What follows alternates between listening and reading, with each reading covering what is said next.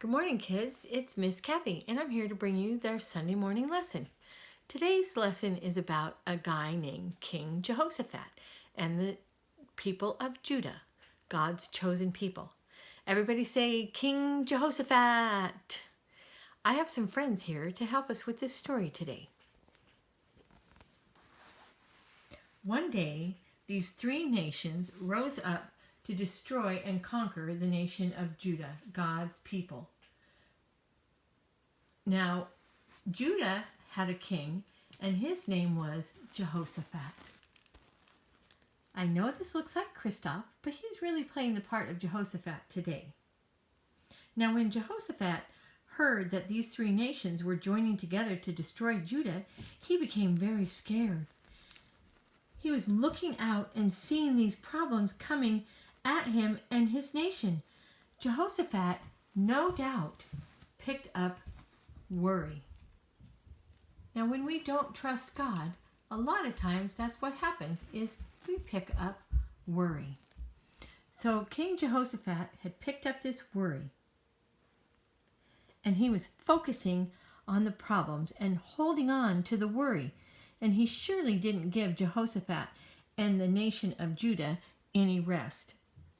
It didn't take long, though, when Jehoshaphat and all the people in Judah had to figure out what to do, and what they needed to do was to trust in God. You see, they remembered in Psalms 23:2, he says that he makes me lie down in green pastures.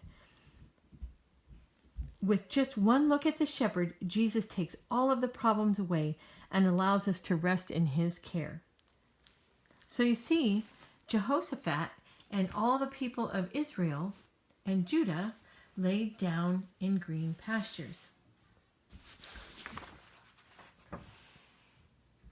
They focused on Jesus.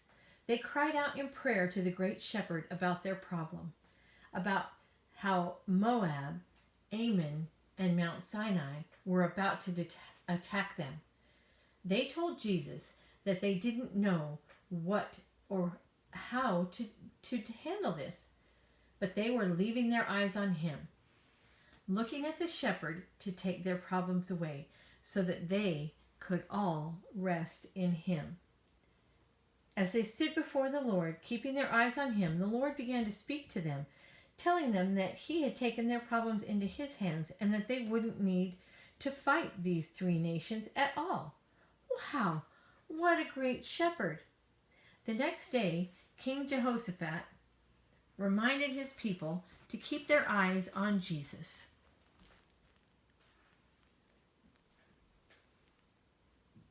Because Jesus was going to fight the battle for them.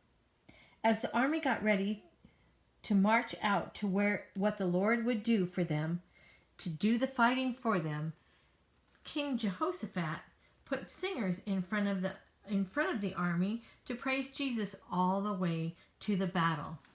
Praise Jesus, praise Jesus, praise Jesus.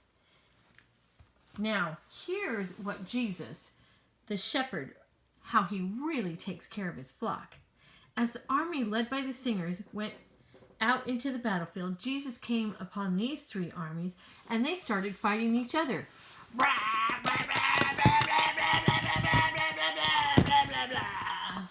So the next thing you know, the armies had all killed each other. So when King Jehoshaphat came and his armies came upon them, all of the armies were already dead. They did not have to fight the battle, just as Jesus had said. Jesus, the great shepherd, had fought the battle for them. Because they put down their worry and took their eyes off of the problem and looked at the shepherd, he took it all for them.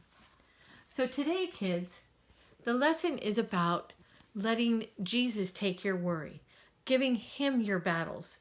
We all have battles that we're fighting, and it's hard sometimes, especially now that we've all been cooped up. But Jesus fights our battles for us. We just need to trust in him. Now, give that great shepherd all of your trust. Here's some questions that Pastor Jess says that if you answer either on Class Dojo or on her email, she will give you tokens for all of the answers that are correct. Number 1, how many enemies were coming to attack Judah and King Jehoshaphat? Do you remember how many enemies were out there? How many kings had their armies all ready to go fight King Jehoshaphat? Number 2, what did the king decide to do instead of focusing on the problem? Remember, he changed his focus. He didn't focus on the problem anymore. Number 3, what did Jesus say to Judah and the king after they looked at him? What did he say he would do? He was going to go before them and do something. Number 4, who did the king put in front of the army as they marched into battle? Who was out in front of the army? Do you guys remember? Number 5, what did Jesus do to the other 3 armies before Judah even got to the battlefield? What happened before King Jehoshaphat and his armies got to the battlefield? What did those other 3 armies do? And number 6, what did the great shepherd give Jehoshaphat and Judah because they looked at him? I look forward to seeing you soon in person and very soon on our next video. Have a wonderful day. Remember, let your worries be on Jesus because he cares for you.